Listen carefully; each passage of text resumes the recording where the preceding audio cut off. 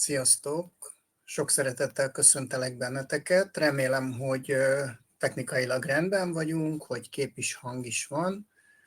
Arra kérlek majd benneteket, hogy ezt jelezzétek vissza, hogy mi a helyzet ezzel. Bízom benne, hogy láttok, hallotok, és szokásainknak megfelelően adunk egy pici időt arra, hogy mindenki be tudjon csatlakozni.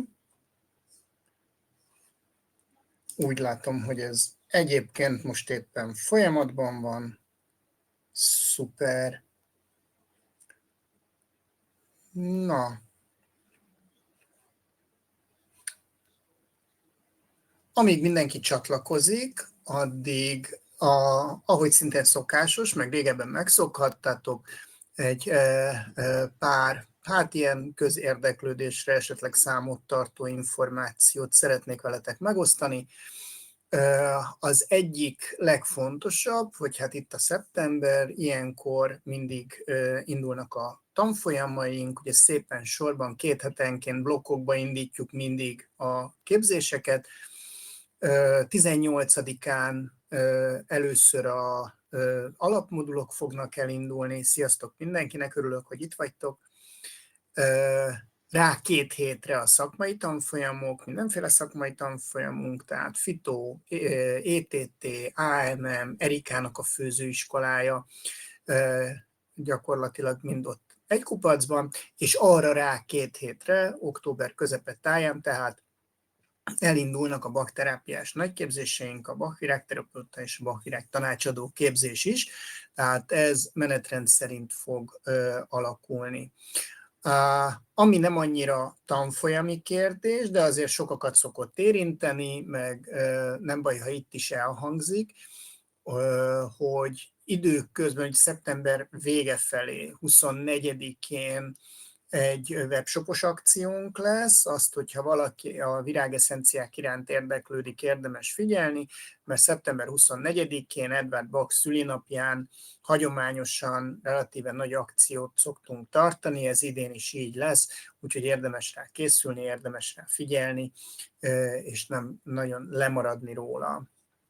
Ami kérdésként is fölmerült, és azóta egy ki is találódott, csak közben átkattintok a naptáramra, mert oda már beírtam, sőt az oldalra is közben kiírtam, csak veletek nem szeretnék pontatlan dátumot megosztani. Felmerült kérdésként, hogy lesz-e FITO konzultáció, még most az őszi vizsgai időszak elkezdése előtt, és igen, lesz, október 4-én fogok tartani, ez egy szokásosan pénteki nap, tehát hogyha valaki fitóvizsgára készül, akár most az őszi vizsgai időszakban, akár később, akkor sok szeretettel várom, hagyományosan, ahogy szoktuk csinálni, tehát lehet jönni személyesen is a Peterdi utcába, és be lehet kapcsolódni online is természetesen, és úgy is lehet követni az eseményeket. Ugye minden alkalommal szoktuk közvetíteni, ettől függetlenül, hogyha valaki kéri, akkor persze a régi felvételekhez, a régebbi ilyen konzultációs felvételekhez is hozzá lehet férni, ennek semmi akadálya nincsen. Az, hogy AMM konzultációs nap lesz-e, az azon múlik, hogy a csapatból tervezi most valaki a vizsgai időszakban, hogy AMM vizsgát tegyen, de hogyha szükséges, akkor lesz. A fél évben tervezünk sok-sok változtatást, fejlesztést, ezeket nem fogom így előre most mindent így elpufogtatni, de úgy érdemes követni az eseményeket, mindenről a Facebookon is hírt adunk, meg természetesen itt a konzultációkon is elhangzik. Ami magát a konzultációt illeti, fogjuk folytatni, vagy hát én szeretném folytatni a könyvklubos kezdeményezésünket, arra már vannak ötleteim, és ki is fogom írni a csopiba majd, hogy én milyen könyveket javaslok kiválasztásra, és akkor azokból majd a csapat megszavazza, hogy melyik legyen, illetve, hogyha van rá a részletekről nyitottság, és kapok erre jelzést, hogy van olyan, aki szívesen egy-egy módszerről beszélgetne itt a többiek épülésére, akkor ennek is szeretnénk teret biztosítani, úgyhogy ha van szívetek, csücske, kedvenc természetgyógyászati módszeretek, akkor létszi jelezzétek, és akkor egyeztetünk időpontot, és ahogy azt Diával lebonyolítottuk itt a sauna kapcsán, gyakorlatilag bármilyen módszerről való beszélgetésnek szeretnénk lehetőséget biztosítani. Nagyon sok mindent, amit úgy gondolom, hogy jó hagyomány, azt szeretnénk továbbvinni, és lesz, ahogy mondtam, pár újdonság is a fél év folyamán, de ez egyelőre még legyen titok.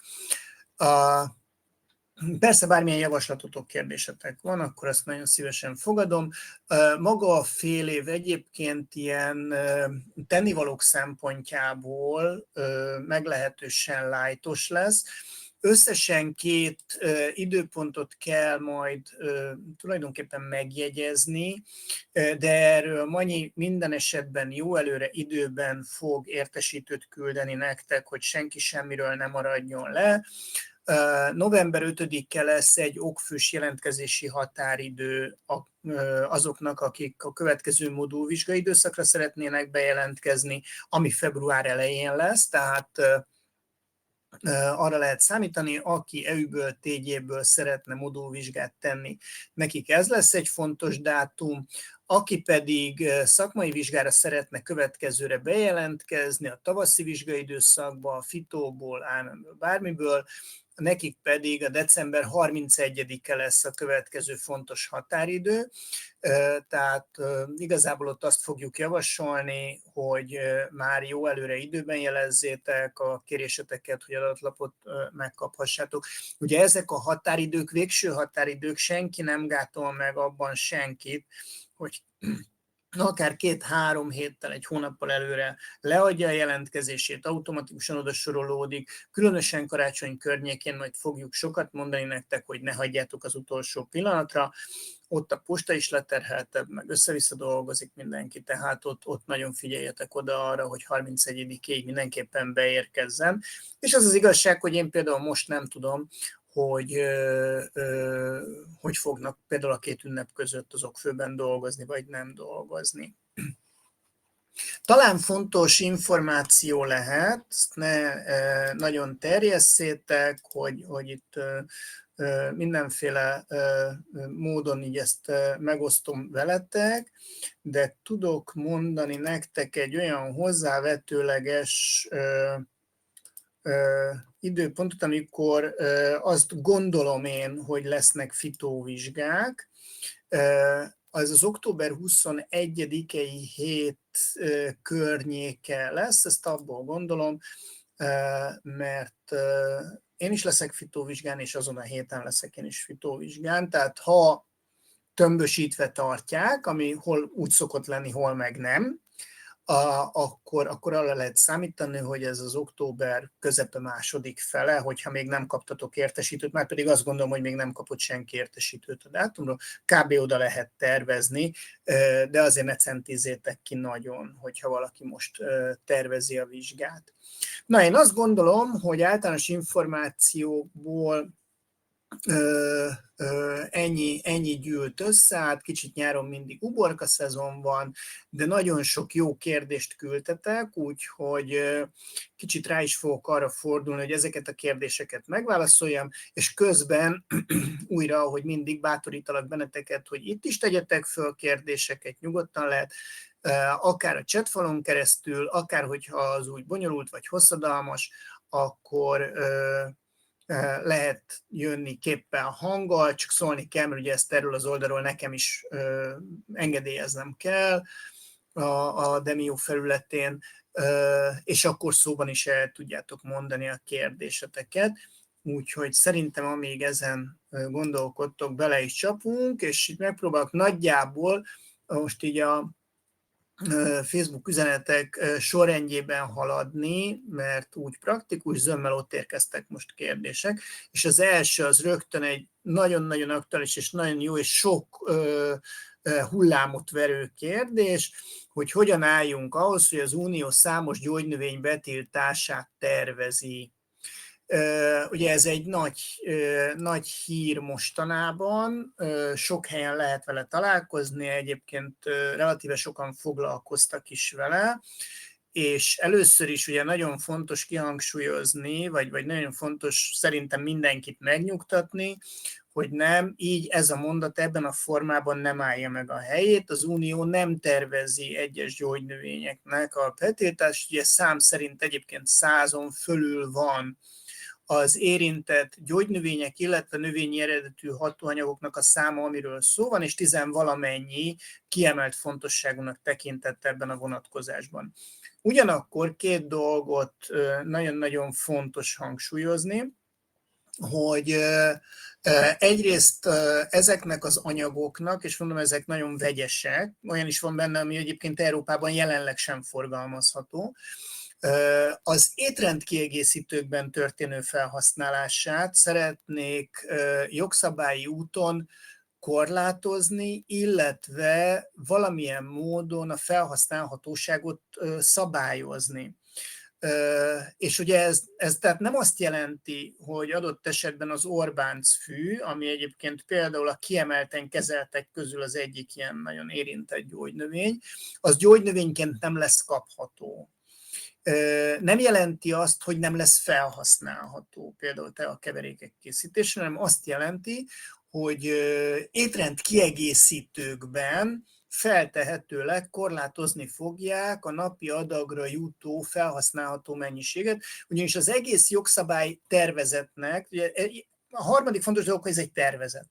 Tehát, hogy jelen pillanatban ennek sem hatálya nincsen, sem dátuma nincsen, majd okosok összeülnek, tárgyalnak róla, mondanak rá valamit, és születik belőle esetleg valamilyen jogszabály, bár azt hozzá kell tennem, hogy természetgyógyászatot érintő kérdésekben nagyon-nagyon ritkán alakul ki konszenzus az EU-ban, tehát hogy azért nem száguldunk ezzel a különféle ilyen akár jó célú szabályozások irányába, de itt ugye az egésznek a motivációja, hogy megértsük, hogy mi történik, az arról szól, hogy gyakorlatilag jelen pillanatban egyébként Magyarországon is ez a kategória, hogy étrend kiegészített, ez egy régi kategória, ez jelenlegi formájában már inkább csak ilyen tradicionális elnevezésként van jelen, de az a nagy büdös helyzet, hogy ha egy cég piacra szeretne dobni egy új terméket, amit mi étrendkiegészítőnek nevezünk, ennek jelenleg semmilyen előzetes hatósági kontrollja nincsen az összetétel vonatkozásában. El kell hozzá készíteni a gyártmánylapot, dokumentációt, be kell jelenteni, tehát egy ilyen notifikációs eljárás az van, de hát ez egy bejelentési kötelezettség, és utána ez tulajdonképpen a polcokra kerülhet. Ugye ami felhasználói oldalról a problémát jelenti, hogy vannak olyan növényi hatóanyagok, amik túladagolhatók. És hogyha van egy valamennyire egészségtudatos, de nem különösebben a részletekben elmerülő vásárló, akkor nagyon könnyen előfordulhat, hogy ő összevásárol teljesen jóhiszeműen és abszolút oké módon 5-6-8 különböző étrendkiegészítőt. Ezeket egyébként az saját előírásának, mármint az étrendkiegészítők előírásának megfelelően szedi, akkor egész egyszerűen túladagolja magát, mondjuk kurkuminból. És lesz neki egy allergiás reakciója. De gyakorlatilag az ilyen típusú félrehasználatot, vagy túlhasználatot szeretné valamilyen módon az EU hát így korlátozni, illetve ennek a lehetőségét csökkenteni. Nyilván mi gondolhatjuk azt, hogy ennek lehetnének más útjai, lehetne ezt valamiféle betegedukációval, egyebekkel elvégezni. Én ebben azért vagyok szkeptikus, mert valójában jól tudjuk, hogy ezt még például olyan gyógyszercsoportnál sem sikerül tudatosítani a vásárlókkal, mint a vény nélkül kapható non-szteroid fájdalomcsillapító. Tehát, hogy igazából ez a gyógyszereknél is probléma, hogy túladagolás bekövetkezik, meg össze-vissza szedik az emberek, meg nem figyelnek oda. és valószínűleg ez a fajta motiváció jelenik meg az EU-nak ebben a szabályozásában. Jó, tehát picit hosszú lére eresztettem, bocsánatot kérek miatta, csak szerettem volna, hogy pontosan értsétek, hogy bár nagyon sok helyen valóban úgy jelenik meg, hogy a gonosz EU az megint valami gyógynövényeket be akar tiltani, most ebben az esetben erről szó sincs. Igazából konkrétan a tervezet, amit én olvastam, az étrendkiegészítőkre irányul, és a gyógynövényként való felhasználást azt jelen formájában semmilyen módon nem érinti. Nem tudjuk valójában, hogy mi lesz. Természetesen benne lehet a pakliba, hogy szigorítanak rajta, vagy mégiscsak felbukkannak egyéb vonatkozások. Most jelen pillanatban igazából, hogy a konkrét kérdésre válaszoljak, hogy fitoterapeutaként hogyan viszonyuljunk hozzá, hát ismerjük azokat a étrendkiegészítőt vagy gyógyhatású termékeket, amiket javaslunk, és tudatosan úgy javasoljuk a klienseinknek, hogy az ilyen típusú túlhasználatra ne adjon lehetőséget, illetve hívjuk fel a figyelmüket arra, hogy hol tudnak ők egy picit így rámenni erre a csúszós jégre, mik lehetnek azok a szempontok, amiket, hogyha maguknak választanak, akkor vegyenek figyelembe. Tehát, hogyha valamennyit ebből a beteg edukációból magunkra vállalunk, akkor szerintem abszolút kihoztuk a helyzetből azt, ami a mi felelősségünk, és ezt javaslom. Mondom, ha majd egyszer ez hatályosul, de ez egyébként előtte is egy abszolút jó szempont. Na, Dorottya kérdése lesz majd több is, de sorba fogok ezzel haladni, hogy gyerekek számára propolis készítmény gyulladásos, visszatérő gyulladásos panaszoknál javasolható-e, és ha igen. Aha, igen, most olvasom meg a hozzászólásodat. Hát én is találkoztam egyébként olyannal, hogy valaki nagyon büszkén mondta, hogy ő nagyon-nagyon sokféle egyébként zömmel, még gyógynövényesbe is tinktúrákat fogyaszt, de volt minden ilyen-olyan emésztőrendszeri, májat érintő egyéb panasza, és amikor így összeszámoltam, hogy az tulajdonképpen milyen bevitelt jelent, az kiderült, hogy gyakorlatilag oly módon alkalmazza a tinktúrákat, mint hogyha naponta meginna 3 felest. És akkor csodálkozunk, hogy problémás a mája. De hogy ez így nem áll össze sokszor. Tehát, hogy erre így föl kell hívnunk a figyelmet, hogy ez így, persze önmagában 1 tinktúra jó, 2 tinktúra jó, de ez nem jelenti azt, hogy akkor 4 tinktúra még sokkal jobb lesz. És ugyanez van az étrendkiegészítő. Multivitaminok egyébként ugye a klasszikus példa erre, hogy a multivitaminokban igaz, hogy mindenből nagyon kevés van, de hogyha többfélét szed az ember, meg mellé még adott esetben monovitaminokat is, akkor bizony könnyen összejön egy túladagolás. A propolis vonatkozásában ugye 2 dolgot érdemes külön választani. Egyrészt, ahogy egyébként a kérdésben magában is benne van, igen, tehát hogy ez az egyik része, amit írsz, hogy nyilván gyereknek kortól függően, de nem adunk alkoholos verziót.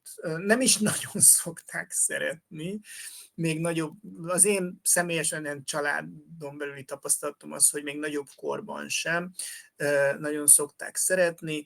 Ugye azért megfelelő adagolás mellett, hát én azt mondanám, hogy 14-15 éves kortól már azért az alkoholos is adható. Alatta mindenféleképpen alkoholmentes verzióról beszélünk. Nagyon sokféle, semmi baj, Nagyon sokféle készítmény áll már rendelkezésre, kicsit kommercializálódott a piac, van liofilizált változat is, van belőle alkoholmentesített változat is, ilyen-olyan ízesített, olyan termékek, amik komplexek, és akkor valami más mellett egyébként tartalmaznak propoliszt is. Tehát, hogy nagyon sok kifejezetten gyerekeknek célzott propolis készítmény van. Ezek nagyjából biztonságosan alkalmazhatók, 1 éves kor fölött hivatalosan. Én inkább óvatos duhajként talán a 2 éves kort húznám meg. Ugye mézeknél is van egy pici ilyen bizonytalanság, hogy 1 és 2 éves kor között van, aki inkább adná, van, aki már adná, van, aki inkább még nem. Én is mondjuk óvatosabb vagyok ezzel.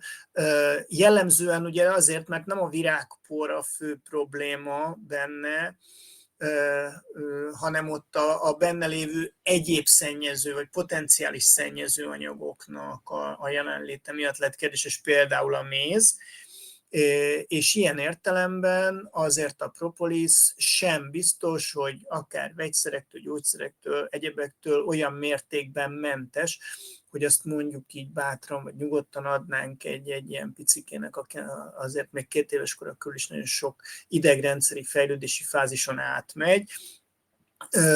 Tehát ilyen értelemben én egy picit óvatosabb vagyok, hivatalosan 1 éves kortól, egyébként adható, meg fújható, nem részleteztet, hogy milyen típusú gyulladásról van szó, de például visszatérő ornyálkahártyagyulladásoknál létezik akár ilyen nagyon erősen hígított orrspray verzió is, az alkoholmentes ilyen visszatérő szájüregi, torok, garat érintettségben egyszerűen beszokták sprézni gyerekeknek is, és az is nagyon-nagyon jó. Tehát, hogy egyébként, ha más kontraindikáció nincsen, akkor nyugodtan lehet használni, és nyugodtan lehet alkalmazni. Nincs a sajátjaimnak is adtam, azért a propolis az egy eléggé jó cucc, és érdemes használni. Okés. Dia kérdezte, június utolsó konzultáció. Bocs. Ennyit tudok mondani, hogy de annyira elvitte sok dolog a fókuszt. Nekem ez abszolút az én felelősségem, meg az én feladatom, és tudom, hogy menet közben is fölmerült kérdésként, hogy visszahallgatható-e már, csak akkor is így igazából nagyon exkuzálom magam, hogy egy ilyen félórás melóra nem tudtam időt szakítani, vagy nem volt elég figyelmem. Feltöltöttem, hogyha szeretnétek visszanézni. Jó, nem ment róla ki levél, de a YouTube csatornán ott van, ott meg tudjátok nézni. Ez egy ilyen kis rövid válasz. Visszatérő orrvérzésnél milyen fitoterápiás lehetőségek vannak? Itt megint onnan kezdeném, hogy gyerek vagy felnőtt, és kicsit különbséget tennék az akut és a hosszabb távú kezelés között. Gyerekkorban ez abszolút lehet egy alkati történet, de nagyon enyhe, hát ilyen részint nagyon óvatos légúti tornával, tehát kvázi egyfajta légzésterápiával lehet picit úgy erősíteni ott az adaptációt. Tehát hogy ez nagyon gyakran egyébként ilyen izgalmi állapothoz kötődik, vagy valamilyen hát ilyen érzelmi megbillenéshez kötődik, nagyon gyakran spontán alakul ki. Ha akuttan szeretnénk elállítani, akkor egyébként gyerekeknél is veszélytelenül alkalmazható, de nagyon ritkán alkalmazott módszer, fitoterápiás módszer, vérzéscsillapító növénynek hát így a felszippantása. Tehát úgy képzeljétek el, minthogyha egy tubákolna, tehát ilyen nagyon finom porrá örölni mondjuk egy pásztortáskát, vagy vérfüvet, vagy libapimpót, vagy bármelyik ilyen vérzéscsillapító növényt, és akkor azt így kicsit így felszipogni, és akkor az úgy meg szokta tudni fogni, hogyha egyébként ilyen hagyományos elszorítós módszerrel ez kevésbé működik. Hosszabb távon én mindenféleképpen táplálkozási oldalról ragadnám meg, és inkább az ilyen pirosbogyós gyümölcsök oldaláról érfalerősítéssel, esetleg olyan étrendkiegészítőknek az adekvát, tehát kornak megfelelő alkalmazásával, amik rutint tartalmaznak, esetleg áfonyakészítményekkel, amik ugye szeretik is a gyerekek, jó is, finom is, és nagyon hatékony is, és nagyon szépen tudja erősíteni az érfalakat. Tehát úgy gyógyteát például, hogy teáztassuk a gyereket erre, azt kevésbé gondolom jó megoldásnak, de azt, hogy pirosbogyós gyümölcsökkel, illetve hát ilyen koncentrált flavonoid készítményekkel kicsit az érfalakat megerősítsük, azt egy abszolút járható útnak tartom, és akkor emellé tenném azt hozzá, hogyha viszont úgy a szülőnek tud lenni olyan megfigyelése, hogy tényleg valamilyen érzelmi kibillenéshez kötődően jelenik meg, akkor érdemes lehet akár egy bakterápiás kiegészítést mellé tenni, akár egy kineziológiai oldásban gondolkodni, tehát egy picit így utána menni annak, hogy mik azok a hatások, amik ezt az izgalmi állapotot létrehozzák. És hát ugye nagyon fontos, hogy azért legyen ott, hogy bár ez nem egy nagyon gyakori dolog, sőt, mármint az, amiről beszélni fogok, az, hogy gyerekeknek, hogy van egy ilyen orvérzés olvajlom, az abszolút nem ritka. Az, hogy emögött valami súlyosabb elváltozás legyen, az ritka, de hogyha nagyon nem változik, nem növődik ki, ezek a ráhatások, ezek eredménytelenek, akkor azért érdemes egy fülorgégésszel konzultálni, megnézetni, hát lehet olyan érelváltozás akár az orrban is, ami nagyon esendővé teszi, és hát akkor az mondjuk igényelhet másfajta beavatkozást. Jó, tehát, hogy igazából én erről az oldalról gondolnám megragadni. Oké. Keresztallergiák témájában én szívből javaslom,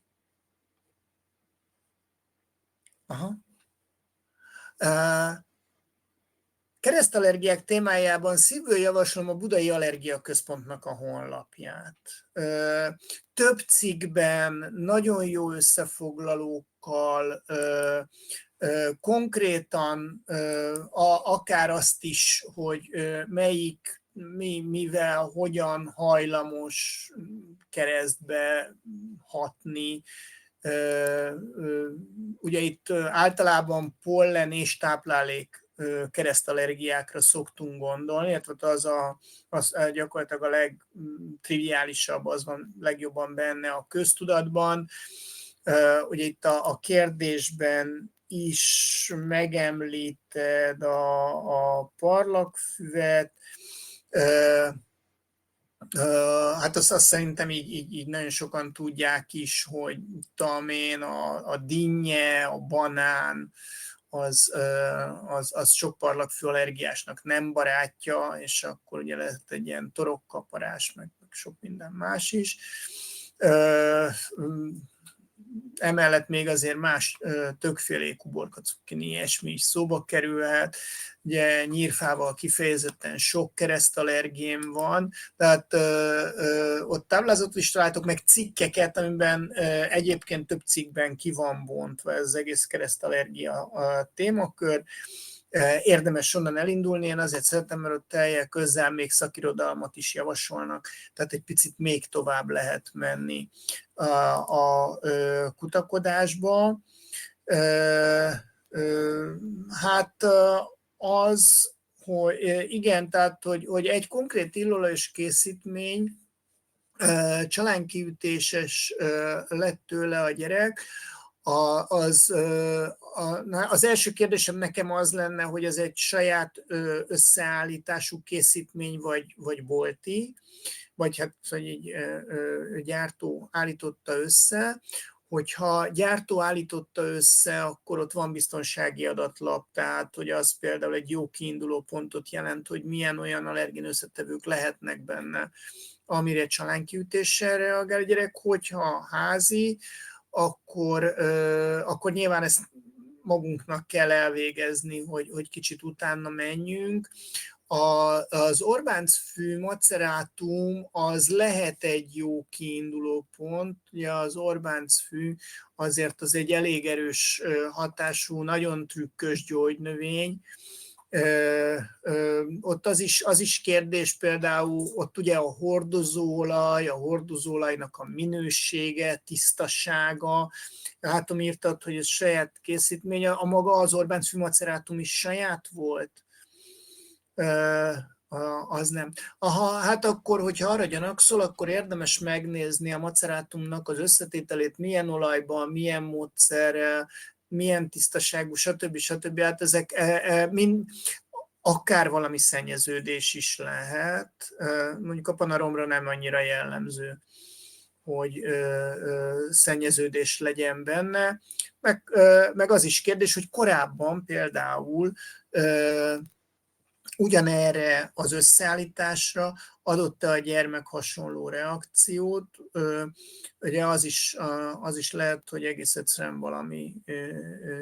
valami allergizálta menet közben, tehát hogy úgy alakult ki. De hát érdemes, lehet, amit házilag is meg tudsz tenni. Ugye írtad, hogy megy további vizsgálatra, de azt meg tudod tenni, hogy az összetevőket külön-külön elkezdett tesztelni. És akkor előbb-utóbb ki fog jönni, hogy melyik volt a ludas. Még az sincs teljesen kizárva, hogy valami tök másféle kölcsönhatás van a háttérben. Én olyannal is találkoztam már, hogy valami készítmény plusz valami tisztítószer, vagy szappan, vagy akármicsoda együtt a ludas. Szóval, hogy ez egy ilyen macerás történet, de házilag is elég sokára, hogy elég messzire el lehet jutni így annak a feltérképezésével, hogy vajon melyik összetevő lehetett az, ami kiváltotta a csalánkiütést, illetve amit én gyerekkel kapcsolatban így nem szeretek mondani, meg nem is szoktam, mert én nem tudom, melyik a kisebb nyűg a gyereknek, egy ilyen orvosi allergiavizsgálat, vagy pedig az, hogy csinálunk egy kontrollvizsgálatot. Tehát, hogy ha felnőtt lenne, és ezt így direkt általánosságban fogalmazom meg azért, hogy kicsit tudjuk szélesíteni a merítést, akkor azt mondanám, hogy legelőször is próbáljuk ki újra, hogy valóban az alkarpróba váltotta-e ki a csalánkiütést. Ez megint te feltehetőleg többet tudsz, mert te tudod, hogy milyen kiterjedtséggel jelent meg a csalánkiütés, milyen intenzitás utána, hogy múlt eset. Tehát, hogy nagyon sok olyan változó van még, ami mellé tehető, és lehet a segítségével szűkíteni, hogy valójában hol van az űr. Az egyáltalán nem biztos egyébként, hogy itt keresztallergia van. Tehát lehet hogy simán itt jött ki valamilyen kontaktallergia. Úgyhogy nagyjából ezt tudom erről elmondani. Oké. Őszi fitóvizsgák előtt lesz-e még élő konzultáció? Ugye erre válaszoltam, hogy igen, lesz október 4-én pénteken. Rovarcsipéseket kísérő viszketés enyhítésére fitoterápiás lehetőségeket, hogy hát elsősorban és mindenek előtt, amit én ugye a legszívesebben javaslok, használok, az a levendula illóolaj. Egész egyszerűen azért, mert nagyon hatékony gyulladáscsökkentő, a viszketést is enyhíti, és hogyha éppen nincs valami hasonló típusú allergia, akkor nagyon biztonságosan alkalmazható az emberek döntő többségénél. Semmiféle ilyen reakcióra nem kell számítani, jó hígítható, és gyakorlatilag egy ilyen házi patikában amúgy is én szoktam javasolni, hogy levendula illóolaj legyen, úgyhogy azt szoktam. Emellett egyébként mondjuk a citronfű az nagyon-nagyon jól használható, akár hogyha van illóolaja, akkor ott is nyugodtan lehet, ha nincs, akkor egyébként a levél egy kicsit összetörve és azzal bedörzsölve szintén nagyon jó hatású, hogyha van friss növény, akár fűszerként egy cserépben az ablakban, akkor teljesen szuperül felhasználható. Úgyhogy én a kettő közül javasolnám valamelyiket. Nyilván vannak még lehetőségek, de talán ez a két legáltalánosabb. És akkor végül, de nem utolsó sorban, hormonális hasi hízás ellen hatásos fitoterápiás vagy más TG módszert. Igen és nem. Tulajdonképpen azért dadogok egy kicsit, meg szedem össze a gondolataimat, mert az ilyen hormonális eredetű jelenségek, ezek most ilyen nagyon ilyen hot topicot jelentenek, nem csak a természetgyógyászatban, hanem az egészségügyben egyáltalán. És ugye az egészen a legutóbbi időknek, tehát így most így az utóbbi 10 évről beszélünk, egy óriási nagy felismerése az, hogy nagyon sok ilyen hormonális elváltozás az valójában étrendi eredetű. És nagyon úgy tűnik, hogy ez a helyzet az ilyen tipikusan, én még a zöldségektől is hízok és rakódik le, mert hormonális eredetű, és tulajdonképpen igazából gyógyszert szedni, hormonális szabályozó gyógyszert nem akarok, vagy az sem segít, vagy bármi. Hogy ilyen esetekben a megoldás is igazából táplálkozási oldalról tud jönni. Ez a táplálkozási oldal egyébként nem különösebben bonyolult, viszont jellegéből adódóan nagyon sokszor egy ilyen, hát hosszabb távon legalábbis, akkor vezet eredményre, hogyha fenntartódik, és hát így sikerül kialakítani új étkezési módozatot. Valójában ezeknél a problémáknál, amit szoktak, most ez nem lesz egy nagy truváj, mert hogy nagyon egy irányba mutatnak a különféle elváltozásoknak az étrendi kezelésnek az ajánlásai, de hogy nagyon sok zöldség. Tehát, hogy a táplálkozást kell megpróbálni úgy átalakítani, hogy abban minél nagyobb legyen a minél kevésbé feldolgozott élelmiszereknek, és nagyon-nagyon tipikusan a zöldségeknek, esetleg olajos magvaknak az aránya, mert ettől várhatjuk azt, hogy néhány hónap alatt át tudják úgy hangolni a bélflórát, hogy az ilyen gyakorlatilag hormon termelésre ható bacitörzsek, azok egy kicsit megritkuljanak, ne termelődjön annyi butirát, egyébek, hát ennek után tudtok olvasni, hogyha érdekel benneteket, vagy csinálhatunk erre egy konzultációt, hogyha van rá igény, és helyett egy ilyen propionát tartalmú történet induljon el, ami teljesen egyértelműen a hormonális rendszeren is nyomot hagy, és jó irányba hangolja át. Tehát azt kellene egy ilyen esetben összerakni, hogy mi az a legjobb verzió, amit a kliens tud, bír. Ugye erre rengeteg ilyen hüvelykúj szabály van, erre hogyan hangoljuk át az étkezésünket sztorira. Van, aki arra esküszik, hogy törekedj arra, hogy megegyél egy héten 40 különböző növényi alapanyagból készülő ételt. És akkor itt azt hangsúlyozzuk, hogy mondjuk a kenyér ebben nem számít bele. Tehát az, hogy abban van búza, attól az nem lesz ilyen, hanem ahol felismerve. Az szokott lenni a kritérium.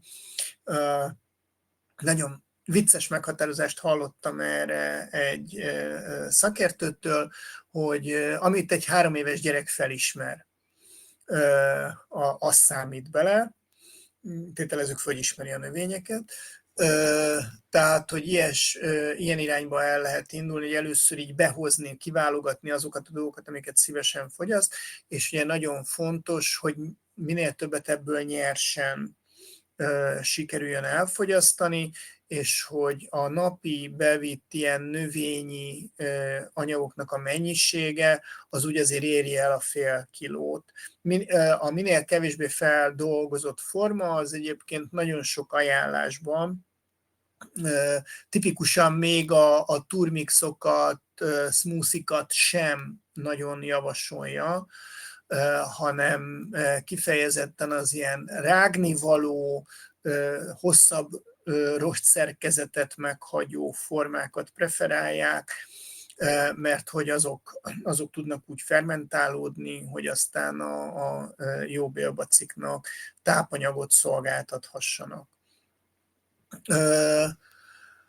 Tehát mindenféleképpen ez az egyik irány, hogy mi kerüljön be a táplálkozásba, és hát természetesen nagyon fontos, hogy mi kerüljön ki. Tehát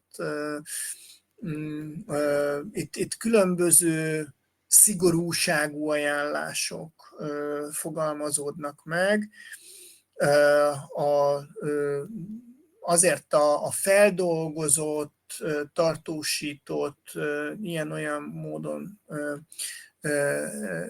nitritekkel kezelt, felvágottak húsfélék, egyebek, azok gyakorlatilag mindenkinél tiltólistán vannak, a különféle égetett, pörkölt, perzselt, sütési eljárással készülő dolgok mindenhol tiltólistásak szoktak lenni. Hát érdemes egyéni preferenciákat is figyelembe véve úgy összeállítani és fokozatosan összerakni azt, ami neki megfelelő lesz, mert egy ilyen típusú elváltozásnál arra kell felkészülni, és erre egyébként vannak is vizsgálatok szép számmal, hogy ez nem tud olyan típusú gyógyulás lenni, hogy egy darabig csinálom, meggyógyulok, és akkor jó lesz, és akkor utána már nem kell vele foglalkozni, hanem hát ez egy ilyen folyamatos fenntartást igénylő sztori tud lenni, tehát hogyha azok az megközelítések, elméletek igazak, amit most ennek a hátterében sejtünk, az ugye nagyon egyszerűen arról szól, hogy van a belünkben jó pár ezerféle baci, és amelyiket etetjük, az lesz vitális. Tehát amelyiknek van kajája, az fog szaporodni. Amelyiknek nincs kajája, az meg nem fog szaporodni. És ilyen értelemben tulajdonképpen az a feladat, hogy hát éheztessük ki azokat a bacikat, amik nekünk nem jó anyagokat termelnek, és ilyenek lesznek ezek a hormonszerű anyagok, és etessük azokat, amik pedig ezt ellensúlyozni tudják általában oly módon, hogy hozzájárulnak a bélfal áteresztő képességének a szabályozásához. Tehát olyan anyagokat termelnek, amik mondjuk így a bélfalat kevésbé engedik meg, hogy így bárki át tudjon rajta sétálni. És akkor ezeket egészítik ki olyan típusú ajánlások, hogy ebben persze mondjuk az alkoholfogyasztásnak a csökkentése, megfogása, akár teljes kizárása, az nagyon-nagyon fontos, és hát ami szerintem így betegek számára, vagy így a visszajelzések alapján a betegek számára nagyon nehezen építhető be hosszú távon. Hát rövid időre megy mindenkinek, hosszú távon ez azért nehezebb szokott lenni, az a rendszeres mozgás. Most már én nagyon sokadik olyan szakirodalomba botlok bele, amelyik kifejezetten biokémiai oldalról támasztja alá gyakorlatilag a rendszeres, közepes intenzitású, legalább heti 150 percnyi mozgásnak a terápiás, és konkrétan ilyen hormonális témákban is a terápiás hatását. Tehát, hogy ez a másik irány, amit mert mindenféleképpen így meg kéne próbálni, szépen fokozatosan fölépítve, próbálkozásokkal, mi az a mozgásforma, ami neki bejön, erre nincsen szabály, nem kell, sőt, ebben a vonatkozásban például egy tai chi, az lehet, hogy nem is annyira jó, mert hogy nem fog kijönni belőle a közepes intenzitás. Itt a közepes intenzitást azt leginkább így pulzus tartományokhoz, vagy pulzus zónákhoz tudjuk kapcsolni, de hát egy akármilyen aktivitásmérő, pár ezer forintos aktivitásmérő ezt már így szépen meg tudja mérni, az ember saját magának kap hozzá egy valamilyen hozzávetőleges értéket, hogy neki mi az a pulzuszóna tartománya, mint ilyen közepes intenzitásnak tekinthető. Ezek nem lesz egyébként ez megerőltető igazából, de hát lesz, akinek az úszás jön be, lesz, akinek a bringázás jön be, lesz, akinek a séta, vagy kirándulás, vagy a kocogás jön be, más meg elmegy boxolni, vagy focizni, vagy kosarazni, valójában tök mindegy. Ugye ami fontos, hogy ez a mozgás, ez mondjuk ha a kirándulás még amellett is hétközben is legyen, tehát hogy a több kicsi, az valójában többet ér, mint egy nagy, mint hogyha egyszer azt mondom, hogy jó, akkor vasárnap fogom magam, elmegyek, túrázok egyet, és akkor le van tudva a 2,5, ugye 150 perc, az ugye 2,5 óra. Többet használ az, hogyha rá tudsz szánni naponta, tehát a hét folyamán 5-ször 30 percet, mint hogyha egyszer tud rászánni 150 percet. De ezt se így kell elkezdeni, hanem úgy, hogy elmegy egyszer, elmegy kétszer, főleg, hogyha nem mozgott, nem tudom én, 20 éve, meg van egy kiadós túlsúlya, akkor először az. Tehát, hogy ez körülményektől függ, nagyon egyénre szabott lehet általában a megoldás, nem működnek, garantáltan nem működnek a csoda 2 hét alatt megoldjuk a problémádat típusú dolgok. Nem működik a jó, akkor egészségesen élek, és mostantól minden nap elmegyek mozogni, mert részint ki fog égni, részint le fog sérülni, és az vissza fogja vetni az elköteleződését. Az működik, hogyha szépen lassan, fokozatosan építi föl, és sok-sok próbálkozás árán kitapasztalja, hogy neki egyáltalán mi az, ami belefér az életébe, és mit hova tud eltenni, mihez jó, ha hozzászoktatja magát, mi az, amit kár erőltetni, mi az, amit enged a teste, miben kell alkalmazkodni. Tehát ezek mind-mind olyan tényezők, amiket valójában mindig az érintett tud összerakni, mi legfeljebb így tudunk segíteni, leggyakrabban azzal, hogy kérdezünk, hogy mi a gátja annak, hogy reggel fél órával hamarabb fölkelje, pár légzőgyakorlat, és elmenje, mert nem tudom én, van kutya, akkor menjetek el sétálni, vagy menjen vele bringázni, és akkor menjetek egy fél órát. Mi az akadálya? Ja, a 2 gyerek, oké. Mikor tud rá figyelni a párod? Ja, hát akkor kéne. Oké, de akkor mindig tele van a hasam, és akkor úgy nem jó. Jó, hát akkor ne legyen tele a hasad, vagy tudsz-e máskor enni, vagy miért akkor eszel? Tehát, hogy ezek attól szoktak ilyen nagyon nyűgös dolgok lenni, hogy ilyen sok változósak, egész egyszerűen sok változósak, és hogyha meghúzunk valahol egy szálat, akkor ez még meghúz magával 3 másikat, meg 5 másikat, és akkor ezt így mind ki lehet szaszerolni néhány hónap, vagy akár néhány év alatt. Mert hogy nem lesz olyan megoldás, és az nem lesz jó megoldás, hogyha ezt 1 hónap alatt akarjuk megoldani, és arra számít a beteg, hogy utána viszont minden mehet úgy, ahogy régen. Hát mehet egyébként, csak ugyanez lesz a következménye, mint addig. Jó, tehát, hogy ezt így érdemes, és a tapasztalataim szerint, ha őszintén kommunikálunk róla a beteg, ugye a mai kérdések közül talán ez a legkeményebb, vagy legerősebb kérdés, akkor először elkeserednek a betegek, hát annál kevés elkeseredettebb arcot láttam, mint amikor egy ismerősömnek, nem tudom én, egy ilyen étrendi naplózó program kiírta, hogy hát az, amit ő szeretne elérni, úgy, ahogy szeretné elérni, az 1,5 év. Tehát, hogy ez nyilván lehangoló, vagy hát így ezen túl kell hogy egész egyszerűen esni azon az hogy úristen, ez a 1,5 év, hát akkor 1,5 éven keresztül mindenféle megszorítások, meg egyebek lesznek.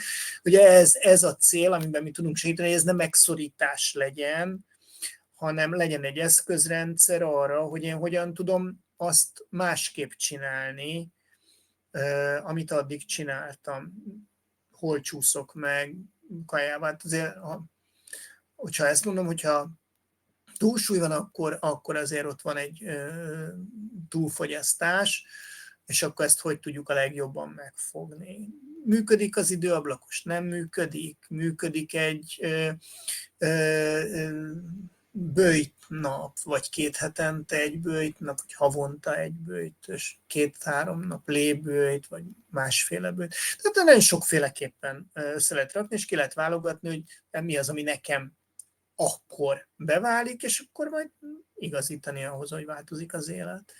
Szóval, hogy én ezt így szoktam próbálni támogatni, meg így szoktam róla kommunikálni, és hát egy ilyen átlátható, jól követhető tervet összerakni arra, hogy mire épül, mikor mi következik, mire mennyi időt hagyunk, és mindig nagyon nagy szabadságot hagyni arra a kliensnek, hogy tudja azt mondani, hogy hát oké, hogy te azt mondtad, hogy menjek sétálni, de én unok sétálni, és unom, hogy ott közben egy vagy sajnálom rá az időt, hát akkor keressünk valami mást, miért unod, hallgass közben zenét, de nem szeretek zenét, akkor hallgass mást, vagy hívjál el, keres valakit, akivel tudsz együtt menni. Tehát, hogy nagyon sokféle gátat kell adott esetben ebben áttörni, és hát arra is érdemes, hogy odafigyelni, ez több helyen elhangzik a tananyagban, és hogy természetgyógyászok egyébként nagyon szeretik azt a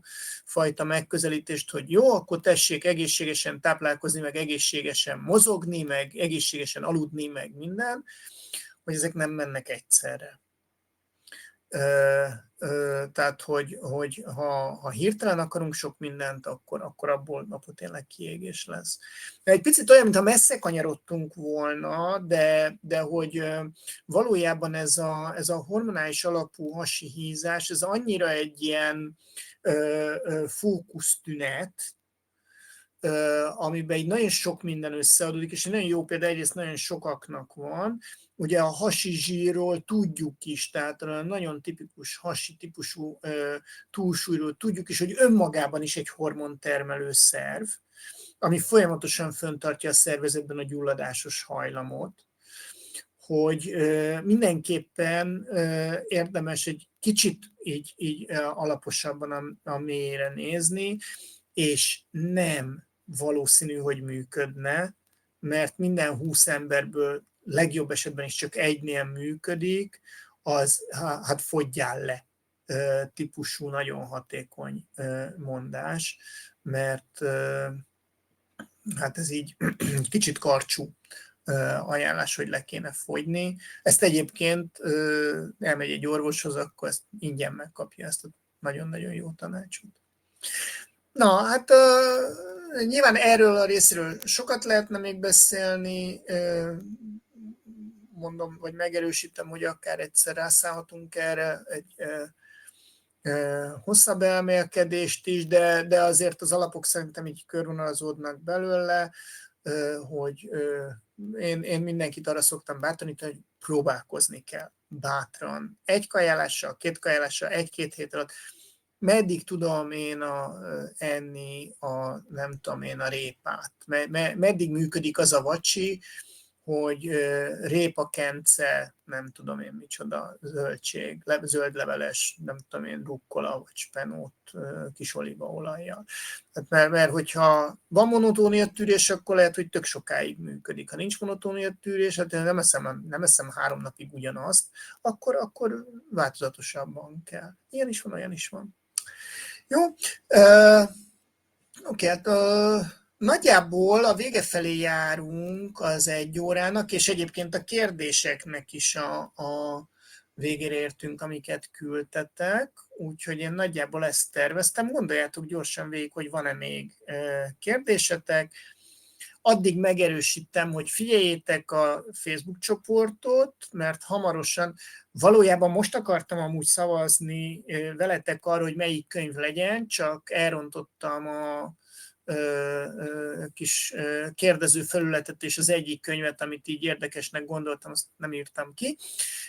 Úgyhogy ki fogom tenni a csoportba, úgy, ahogy szoktuk, és akkor lesz rá, ma van 2, szerintem vasárnapig, vagy jövő hét elejéig lesz rá idő, hogy szavazatok, illetve akár arra is, hogy új javaslatot tegyetek, arra is abszolút nyitott vagyok, és mostantól akkor, ha csak nem ünnep, ha csak nem valami, akkor visszatérünk a 2 heti rendszerességhez, úgyhogy élesíthetitek a kéréseket, kérdéseket, meg várom akkor azt is, hogy jelentkezzetek, hogyha van kedvetek egy kicsit bemutatkozni, vagy a saját módszereteket egy kicsit így bemutatni a nagyvilágnak. Na, köszönöm szépen, hogy itt voltatok. Úgy látom, hogy a kérdés nem fogalmazódott meg, úgyhogy várlak benneteket ugyanígy 2 hét múlva, 7 órakor. Addig küldjetek a kérdéseket, hogyha vannak, és vigyázzatok magatokra. Sziasztok!